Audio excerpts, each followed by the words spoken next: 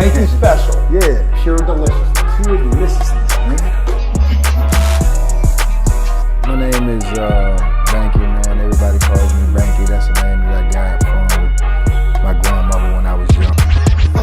I'm coming out here after 30 years. Yeah, I ain't got nothing, but I'm gonna have something because I'm rich in personality, you know, and I'm rich in love. My family love me, and that's really all that counts.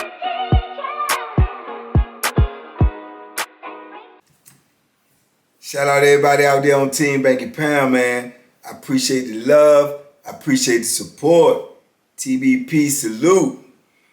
Let's get it, man. We going back into these 33 years of prison stories on this prison travels, man, so y'all can ride with me. As always, man, I appreciate you if you subscribe. Check your status. Make sure you subscribe. Make sure you like these videos if you like them. You know, share these videos so they can reach some other people. Maybe we can help somebody.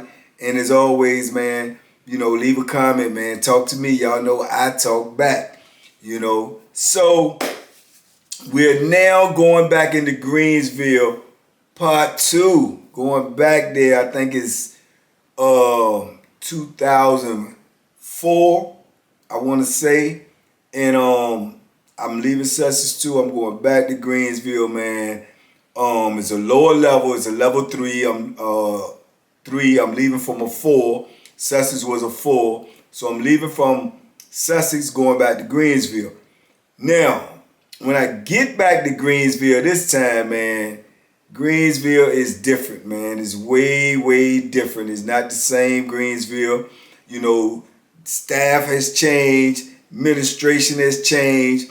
The inmates have changed. You know, the convicts. But it's still a lot of people I know because I've been in the system a while now.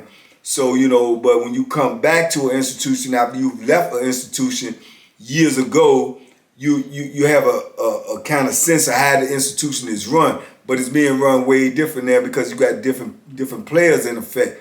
So when I get back on there, man, I go through all the process or whatever. I have to go into the building that they call the receiving building when people are just coming there, you know, fresh on the institution, not receiving like coming into prison, but receiving on that institution. And you have to stay in there for a while before they determine where they're going to put you. So I remember getting back on there, man. I think I went in 9 building. I'm in 9 building, man, and I see some familiar faces, a couple of familiar officers. Some officers have made more rank now. They done moved up in the ladder or whatnot. Some people, I see a lot of people who remember me, a lot of people who know me. Like I said, I had already put some years in on this institution. So it was people who knew who I was, especially in administration. But when I get on there, man, I'm just feeling out the environment, seeing how it's moving, seeing, you know, who's there, what's going on. And the first thing that I can remember, man, that really stands out in my mind was after I was in the block for about a good 2-3 weeks, they had a couple of little young dudes in there that was from the area that I used to live in Virginia. And they was real young though. I'm talking like 19, 20 years old. So I can remember, you know, hearing them talk and hearing them say where they was from or whatnot. And I spoke to them or whatever. And I can remember one of them talking to the other dude and I overheard him. He was like, yo, man, dude look just like Top, right? So I heard him, but I ain't say nothing. So later on that day, one of the dudes, he pulled up on me, man. He was like, man, you know, you look just like my little homeboy, man. I said, oh, yeah, what's your homeboy name? So he said he called him Top, right? Top Dog. So I said, oh, yeah. I said, where he from? He tells me where he from, right? Which is the same place where I used to stay at. So then he asked him, he said, well, I asked him, I was like, well, what is his mother name? So when he told me his mother name, you know, little bells ring off in my head and everything. And I was like, oh, yeah. He said, yeah. And then he hit me with another shocker. He said, oh, you know, he owned the institution. I said, oh, yeah, where he at? He said, oh, he crossed the yard in the other block. You know, I told y'all Greensville is 3 institutions, you know, and they changed the names of them. But at first, it used to be A unit, B unit, C unit. And then they changed the names. I forget what it is. but I always knew it as A unit, B unit, C unit. So at the time I was on, I think I was on B unit. He was telling me that Top was on A unit. So now I'm super intrigued. I'm like, man, this is crazy, because to give y'all the backstory, I knew who he was talking about because I knew their mother. Their mother and me used to be in, I ain't gonna want to say a relationship, but we used to be involved with each other. And I can remember when I was involved with her, she also was involved with someone else. So to make a long story short, me and her was just, what you call messing around on the side. And I remember she got pregnant, right? She approached me and told me that she was pregnant. At the time, I already had my daughter. I was young, you know what I'm saying? So I kind of like was acting like, oh, okay, you pregnant. Is it me or is it somebody else? She got offended when I said that, which is understandable. Now looking back, I'm older, more wiser and mature. But she got offended when I said that, man. She stormed out on me, cussed me out or whatever. But I can remember her coming to me with that. So then later on, a couple of weeks, this is when I'm on the street, a couple of weeks later, I can remember her, and the dude that she was involved with as well. And they were saying that, they was pregnant. So I left it at that, you know what I'm saying? That's what was going on. That's who she was with. They saying they was pregnant. I remember the baby being born and everything before I left. And it wasn't maybe a year, 2 years after that, I was end up incarcerated. So I'm locked up. Over the years while I was locked up, I used to hear, people saying, such baby, man, favors you a lot, you sure that ain't your baby, this, that, and the third. So it always was a thought in my mind. I even reached out to her before and asked her. She assured me that it wasn't. But I remember the initial conversation of her coming to me before she even went to the other dude. So it was always a mystery. It was always a thought in my head. But, as time went on, I'm doing time. I'm in prison. I'm trying to learn how to survive in here. I'm trying to, stay alive. So it kind of like, moved to the back of my mind, but it was always there. So now when this is happening and it brings all this up, and it's the same woman with the same child, is like more than a coincidence to me. So I set out in my mind that I had to see this guy. I had to see him face to face. I had to talk to him. I had to see for my own eyes. So I said, yeah, man. I said, do you be hollering at him? He said, yeah. I be hollering at him through the fence, because you could go from one fence and it's like maybe 100, 200 yards. And, we locked up. So dudes would go to that fence and stand at the fence and holler all the way over there to another person. We screaming at the top of our lungs, but you can conversate, depending on what time of day it was. So, yeah, man, I said that I was going to holler at them. I went out on the yard, told the dudes the next time they go out there to holler at them, they let me know. So they went out there to holler at them. They told me. I went out there. I hollered across to him, told him who I was, and he knew who I was, So this stuff is now blowing my mind, man, So he was like, yeah, man, I want to holler at you too, man, da-da-da-da. So he said he was going to write me a kite. He ended up writing me a kite, told me who he was, da-da-da-da, told me he heard some things about me, woo. I ended up writing him back, told him, I definitely know your peoples and this, that, and the third. So, man, we started corresponding with each other, man. We was tipping around the subject or whatever. So, I took it upon myself then to write his mother. So I wrote his mother and I asked her about the same situation. What's the deal with, with Top, is such his father or what? Or is it something that you need to tell me? She felt offended. She wrote me back, said, yeah, such is his father. Why you asking me that? Don't be putting no thoughts in his head or this, that, and the third. So it was just real crazy, man.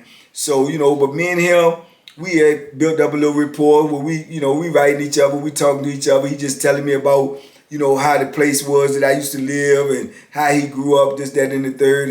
And I'm telling him little things about what was going on with me in prison. And I had formerly been in the graphic design class when I was on Sussex 2. So I had enrolled back in the class, which they were supposed to put me back in the class because if you was in a class and you got moved to another institution, if they had the same class that you was taking, they were supposed to put you in it. So I got put in it, and they gave me a date of when I was supposed to start. So when I was supposed to start is the same where I got to go to class at is in the same institution that he's in on the other side. So I would have to leave when I start class to go all the way over to his institution, and I would be over there for a couple of hours because it was a 3-4 hour class. So I would be over there then. So I was telling him that I was going to be coming over there, and when I come over there, I was trying to meet him. I was trying to see him face to face. So he was like, cool, just let me know when you come over there. I know where the class at. I'm going to try to get over there and holler at you. So I was like, well, that's what's up. So, man, all types of thoughts is going through my head. It's just like super crazy. And I can remember when the time came for me to start class, I went over there, went to class, seeing how it was. I was over there for a couple of days, and I was, I wrote him a kite, told him that I was over there and everything. He said he was going to try to get over there when he can. We're in prison. You can't move when you want to move. You got to move how you can move if you can move. So I knew it wasn't going to be easy for him to get over there, but he definitely said he was going to try to get over there. So I'm in class now for probably about a week and something. The next week started the class, and I'm over there one day, and I'm in class, and a dude come knock on the door, just work out there in the hallway. He said, man, somebody out here want to holler at you. So I holler at the facilitator and tell him, look, I got to go use the bathroom. So they was like, okay, cool. All right, I go out there to go use the bathroom. When I turn the corner to go in the hallway, going towards the bathroom, I can see the other part where they come in at from off the yard. And I look down the hall, I see the dude in the hall, and he started walking towards me. So I started walking towards him. And as we walking towards each other, and I look at this dude, man, the first thing pop up in my mind was how much he looked like me. And it was just blowing my mind, man. That was really blowing my mind. Not only was it blowing my mind, I'm thinking about how much he looked like me, and I'm thinking about the dude that they say is his father and how much he don't look like him. This dude was way taller, different skin complexion, everything, but he was my skin complexion. He had a lot of my features. He was my size. It just was it was uncanny, man. It was crazy. It was like a surreal moment.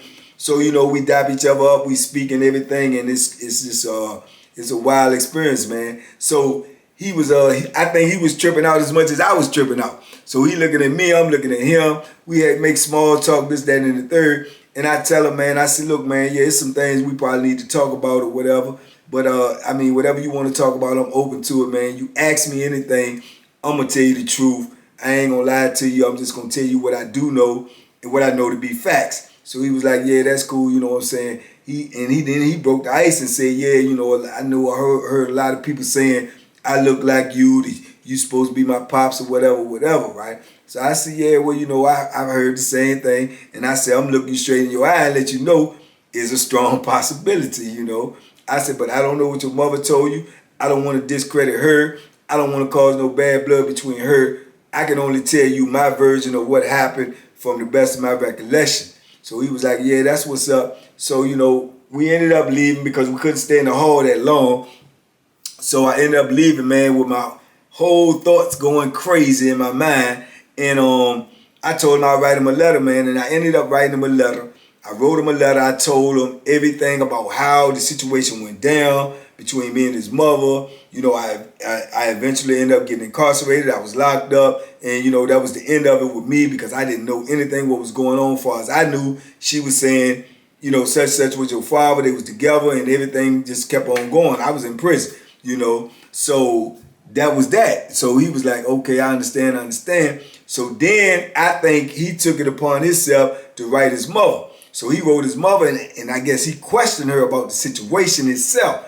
She eventually wrote me back with some more, belligerence, cussing me, like, why are you putting that type of stuff in his head? Don't be filling his head with that stuff. Other people have said that. It ain't true, da. You know what I'm saying? I wrote her back and told her I ain't putting nothing in his head. He brought the situation up to me. All I did was tell him what the truth was, the best of my knowledge. only person who knows the total truth is you. You know, we ain't had no DNA test. We don't, only person who really knows is you. So that was that, man, and it just was crazy to me. Me and him, we remained cool. We even got, super tight, man. And as I told him, I was like, look, we don't know what the absolute truth is. I don't. I say, I know you've been led to believe this all your life. That may be true. It may not be true. I don't know. I said, but as far as me and you, man, we can be cool. You know what I'm saying? We like family, even if we not family, you from, down the way. I'm always going to look out for you. I'm always going to be here for you if you need me, and that's what it is, irregardless. So we dapped each other up, man. We built a bond from that day forward, man. And from that day moving forward, that was my dude. Yeah, that day moving forward, man, that was my dude, man. We became super cool, man. And like I say, we had the understanding of what was going on, and we just danced around it. But we became like, super tight, man. Then eventually he told me where he was. I told him I was gonna try to get moved over there because I was in the class and the class was over there, so it would be easier for me to get moved over there. He even suggested if I get moved over there to try to get moved to his block, you know what I'm saying, so I could be in the pod with him. So, I did that. You know what I'm saying? I told the people, and being that I had been on there before and a lot of administration knew me, so they made it happen, man. So I eventually ended up getting moved over there, and I got moved in the block with him. Now, to give y'all a visual of him so y'all can put it in your mind, I do have a picture because fast forward, he didn't have that much time. And fast forward, when he ended up getting out or whatever, he got out 1 week and came to see me the following weekend. And I have a picture of that. So I'm going to show y'all the picture and, just to give y'all a visual of what I'm talking about and who I'm talking about. So this is the picture of when he came back to visit me. See if I can get that closer.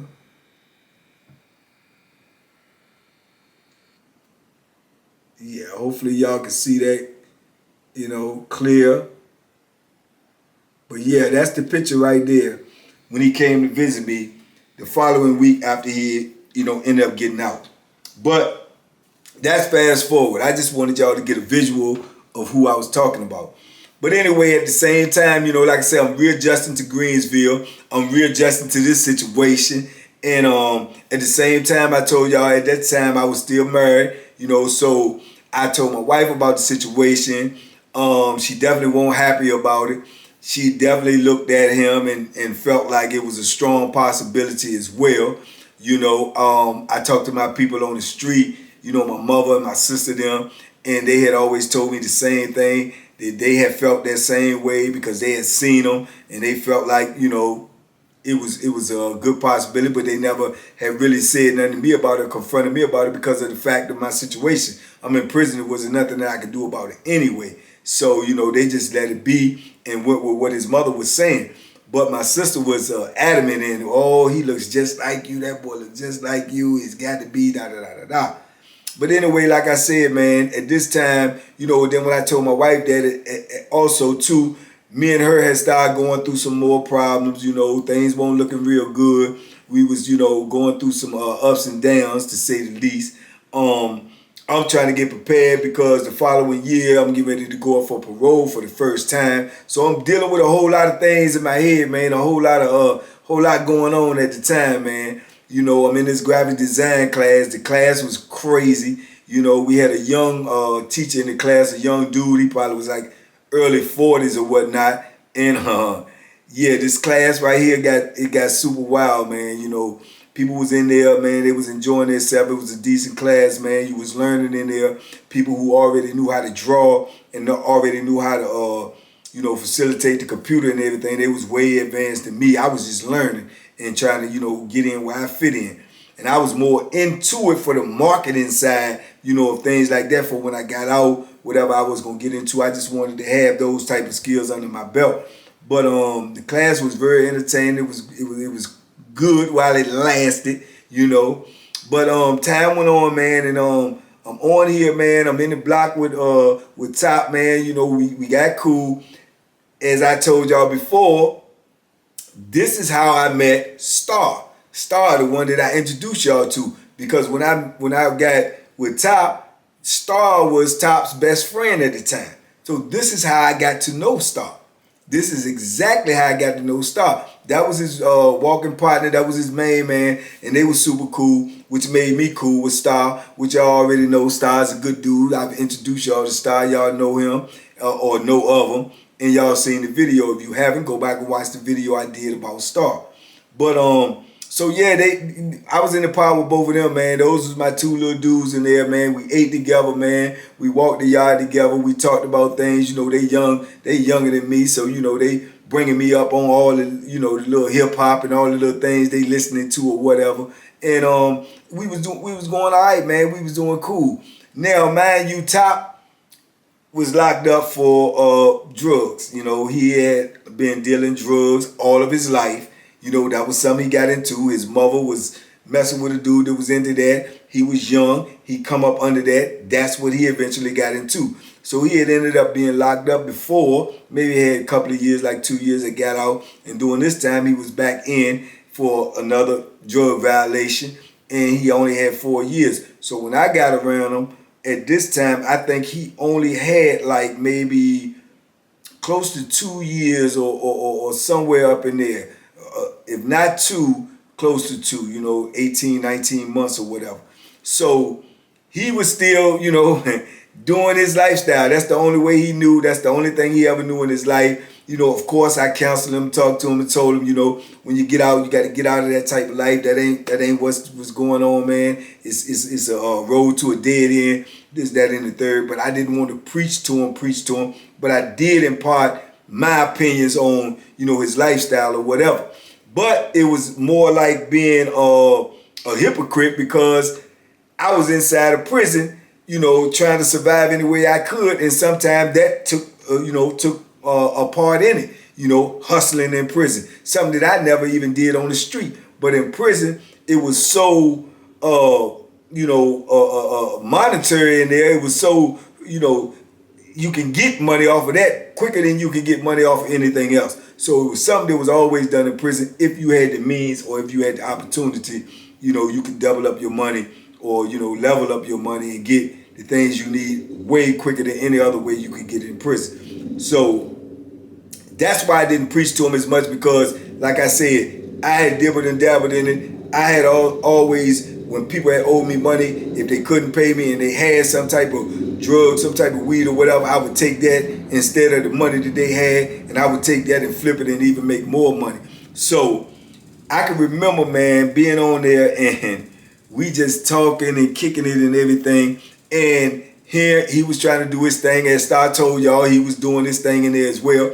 So him and Star was trying to put a play together to get something. And I can remember him being on the phone and he was talking to somebody trying to get what he had to get done, and he was talking in code. And I can remember standing over there with him, me and Star, and I was telling him, look, when he got on the phone, you got to be careful what you say on the phones. They listen to them phones and they interpret the words that you say, even if you're talking in code, to be this, that, and the third. I said, because they can take your words and twist them around to whatever they want them to be. I said, I was on here the first time, and they even did that to me and had me under investigation by listening to my calls and misinterpreting what I said. So I said, you got to be careful with them phones. And he said, when I said that, he said, yeah, man, you right, da, da, da, da. And then the first thing he said, which would have been the first time that this ever come across my ears in prison that I could remember, he was like, yeah, man, I know, man, that's why I got to get a cell phone. And, man, the words that I wish I never heard. Because when he said that, I said, a cell phone? He was like, yeah, man, little cell phone. I said, man, they can't get no phone in prison. He said, man, dudes be having cell phones. So, I had been locked up so long, I never even seen a cell phone. So I'm saying in my mind, a cell phone. I said, how they gonna get a cell phone? He said, man, they be getting it in here like they get everything else, the drugs or whatever, through, the COs. They bring them in if you pay them enough, da, da, da, da, da. So I was like, man, so how big is the cell phone? Because I'm just that green. So he said, man, you can get cell phones all sizes, man, small or whatever. They small enough to hide, So I was like, man, yeah. So he was like, yeah, man, cell phone, man. He said, I got to holler at my dude to try to get a cell phone. So just like that in my mind, I said, man, I know some police on here from when I was on here last time that I'm super cool with. I probably could get a cell phone if you can actually get one in prison. He said, you definitely can get one in prison. He said, but man, I don't know if you be able to get a police to bring one in here because they so tight on here with that, man. And that thing is, when they find them phones, man, they go crazy, man. You know, they ain't never found a phone on here but like once or twice. So they be on the alert for them phones. Police probably scared to bring in phones, more scared than they is to bring in drugs. So I told him, I said, man, listen, if a couple of these police on here that I knew when I was on here at first that I was cool with, I said I definitely can get them to bring me one if it's can get, you know, if you can actually get one in here. He was like, they was both of them. Him and Star, they was like all skeptical, like, I don't know about that. I said, well, I'm gonna find out. I said, because there's one in particular CO that I know they supposed to be working right next door. I said, I'm gonna find out if they still over there. I'm gonna holler at them, see what I can get done. They was like, okay, but I could see the skepticism in their eyes, like, yeah, you must don't really know what you really trying to get. So I was confident because I know what this CO had did for me in the past. So I was like, okay. So sure enough, I sent word over there, told the CO that I wanted to holler at him, I want to talk to him. And it took about 2 days. I was able to see them, talk to them, told them what I wanted. They was a little skeptical, but after I talked to them for a while and told them, that, you know, I can, you know, I'm going to give you this, I'm going to make sure you get compensated for it, da-da-da-da, they said, cool. So I didn't even tell him or stop. I was like keeping it to myself because I didn't know if it would really fall through or not. But I was hoping it would because, like I say, their word had always been good to me. And like I say, what I was going to give them was going to compensate them for doing what they had to do. So, man, it took about a week. And I can remember, man, I was in there. I was minding my business. I was sitting in the cell. And somebody came and told me, say, said, come out on the yard at the next break. So I said, okay. So I go out there on the yard. And I go over there and I holler at this dude that I know, which I brought up his name before too, which I eventually might do a video on him. Dude named Van, man. He was like my mentor in there. He did 33 years like I did. And he's 70-something years old, out here on the street now doing well. Been out here almost 13 years, 12, 13 years. And he did 33 years for a crime that he did not commit. Crazy. Still trying to get compensated for it to this day. But anyway, he was actually in the building with the CO, and I had assured the CO that if they could trust anybody over there, especially when dealing with me, it would be him. So they had gave him a message to tell me that they had that I want them to give that to him so he can give it to me. So when he told me that, I was like, yeah. You know what I'm saying? He was like, okay, I just wanted to let him know, boom, boom, I'm going to go back up there, holler at him and see what's up. I try to get back out on the next cell break. And he go up there, so I just go walk the yard, doing what I would do, doing whatever I was doing, conversating with people, you know, in anticipation what was going to happen. And when the break came, you know, he goes, he leaves. He up there about 10, 15 minutes. He come back down. He got a paper bag. The bag looked super small to me. He hand me the paper bag through the fence. I get it. He said, man, I said, this it? He said, yeah. Put it in my coat, man. I can't wait for Rec to be over there. I want to go up here and see what's going on. Man, I get the joint, man. When Rec is over, I go upstairs, man. I go up in my room. At the time I had to sell it. He was a maintenance man, so he was gone like almost all day long. You know what I'm saying? All day long, which was good because we definitely weren't getting along. You know, he was a white dude. He was cool, but he was playing rock and roll music all night long. He could not sleep without the radio on, so I'm listening to rock and roll all night long, man. He got it low, but I can hear it. It's in my ear. And, man, it was driving me crazy. I knew I wasn't going to stay in this cell long. It just wasn't going to happen. But, you know, he had been in the cell way before I did, so I was respecting his space or whatnot.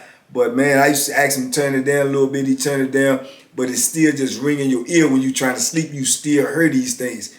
So anyway, I get it. I go in the cell. He ain't in there. I go in there. I get the door closed. I cover the door up. Make sure can't nobody look in there. I cut everything off so it's silent so I can hear the police or whatever. And I pull the thing out of the bag and I'm looking at it, right? And I'm like, man, the thing is real little. I'm looking at it and I'm like, oh, and it actually has the adapter cord with it, which I know what that is now, adapter cord, but at the time I didn't. I've been going so long, I'm thinking, all phones got a cord to it. They got to have a cord, they got to have a jack and all of this. So I'm thinking that's what this is. But actuality is the charger. But I don't know it's the charger. I'm thinking you got to plug this up and put it in the phone for the phone to work. So I plug it up, I put it in the phone. I'm trying to get the phone to work. Phone won't do nothing. The whole screen is black. I'm like, man, what is going on? Man, when I tell you I messed around with this phone, man, for probably about an hour and a half, maybe 2 hours, trying to get this thing to come on before I came to the conclusion that it's broke. This person that bought me a broke phone. You know what I'm saying? So I'm thinking about, first thing, get my money back. And then second thing, I'm like, man, I can't believe this is my luck. So after I fumbled around with it for so long and couldn't get nothing to happen, I wrap it up, take the thing out the door, get my door open. I go down there to top cell, knock on his door, wake him up. He said, what's up, man? I said, man, get up, get your door open. I got to tell you something. He gets up, get his door open. I walk in. I said, listen, man, the people bought me a phone, man, but it don't work, man. I don't know what's wrong with it. I've been trying to plug it up and the only thing he heard was they bought me a phone. So it take me back to what's the movie Paid in Full, when they say when dudes say A gave you that? You got that right there? That's how it took me back, because he was like, you got the phone right now? I said, yeah, I got the phone right now. He said, let me see. So I pull it out, I show it to him. He was like, oh, you got it for real?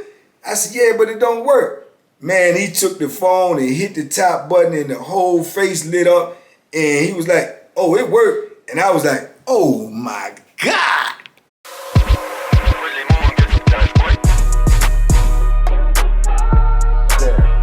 The bacon special. Yeah. Pure deliciousness. Pure deliciousness, man. My name is Banky, man. Everybody calls me Banky. That's the name that I got from my grandmother when I was young. I'm coming out here after 30 years. Yeah, I ain't got nothing, but I'm gonna have something because I'm rich in personality, and I'm rich in love. My family love me, and that's really all that counts.